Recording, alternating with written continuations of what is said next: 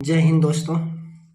आज मैं बात करने जा रहा हूँ यूपी देवरिया जिला के फतेहपुर गांव की कांड के बारे में, जिसमें कि 6 लोगों की मौतें हो जाती हैं, हत्याएं हो जाती हैं।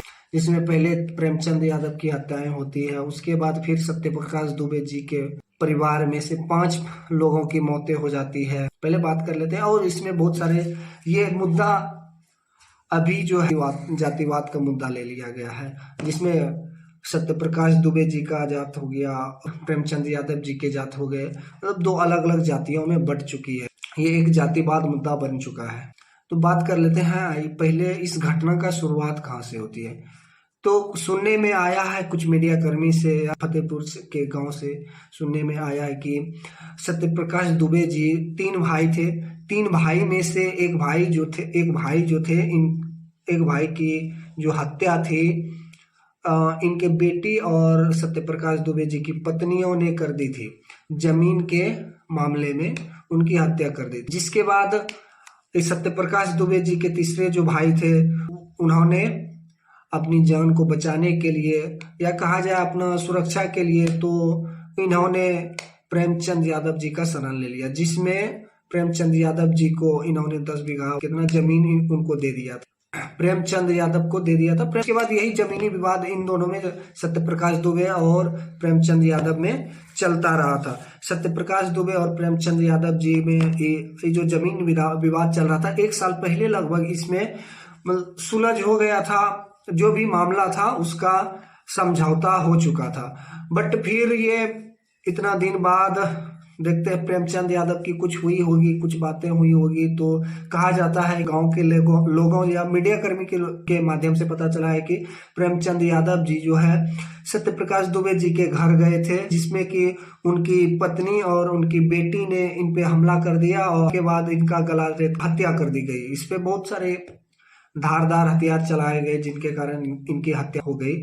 उसके बाद इसको वही गली में, बगल की गली में उसका फेंक दिया गया। उसके बाद जैसे ही पता चला इनके परिवार वालों को और इनके समर्थकों को, तो उनका समर्थक और परिवार वाले भी मिलकर इनके घर पे हमला बोल दिए सत्यप्रकाश दुबे जी के घर में, जिससे कि इनके 5 परिवारों के साथ साथ सत्यप्रकाश दुबे जी की भी मौतें हो गई।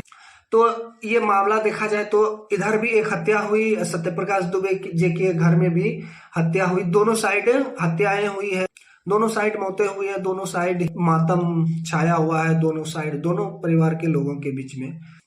तो इसमें जहां तक होता है न्याय की बात, तो दोनों साइड मिलना चाहिए। पहले प्रेमचंद यादव जी की हत्या होती है, उसके बाद सत्यप्रकाश दुबे जी की हत्या होती है।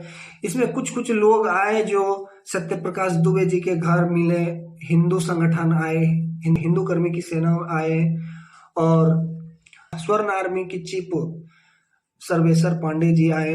तो सर्वेश्वर पांडे जी ने और पांडे जी के परिवार और बहुत सारे पांडे जी ने मिलकर एक वरिया में श्रद्धांजलि सभा का आयोजित किया गया था, जिसमें पांडे का परिवार, मतलब क्या दुबे परिवार सत्यप्रकाश दुबे से जो जाति मिले जुले हैं, वही परिवार ब्राह्मण समाज के लोग, उसमें बहुत सारे ब्राह्मण समाज के लोग आते हैं और एक श्रद्धांजलि सभा का आयोजित करते हैं, जिसमें कि सत्यप्रकाश दुबे जी को श्रद्धांजलि दी जाती है। बट प्रेमचंद यादव जी को कुछ नहीं किया जाता है। तो इसमें एक जातिवाद का मामला ले रहा है, जिसमें बहुत सारे लोग आगे आए हुए हैं।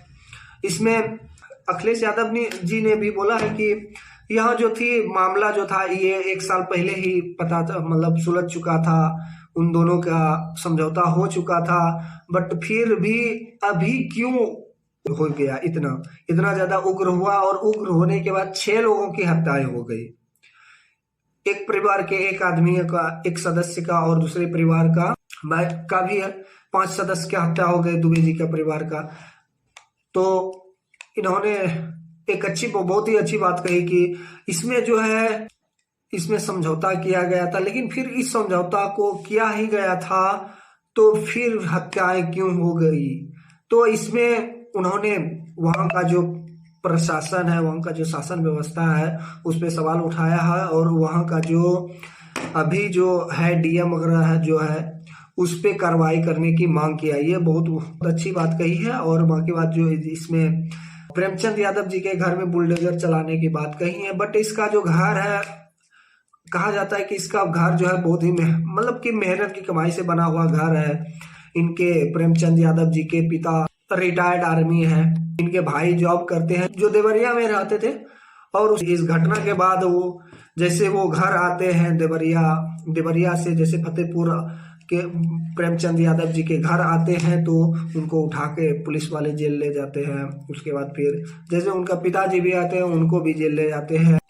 और अब देखा जाता है कि वहां का जो मीडिया कर्मी से बात करने से पता चला क्या कि प्रेमचंद यादव, बहुत से मीडिया कर्मी के माध्यम से पता चला कि वहां जो है प्रेमचंद यादव जी के घर पे बहुत सारे पुलिस कर्मी खड़े रहते हैं, जिसमें से किसी को इनके परिवार से बात करने नहीं दिया जाता है, ना मीडिया वाले वगैरह को बात करने नहीं दिया जाता है। और कुछ पहले मीडिया गए हुए थे जिसमें कि उनके जो बेटियां हैं, प्रेमचंद यादव जी को बेटियां हैं जो, तो उन्होंने बताए थे कि बोल रही थी कि सत्य प्रकाश दुबे जी का ही उधर वही साइड का ही बयान लिया जा रहा है, हम लोग का कोई बयान नहीं लिया जा रहा है।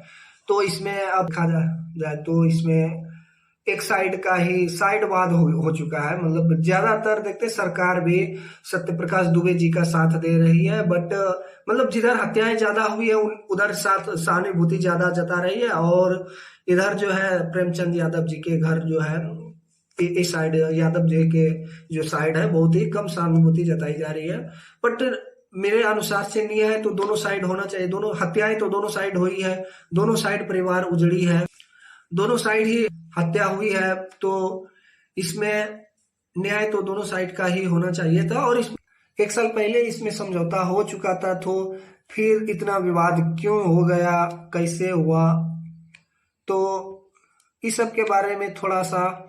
और बाकी बात अभी जो इसमें जातिवाद का मुद्दा बन चुका है, तो ये बहुत मतलब कि खराब है, स्थिति चल रहा है अभी वहां का।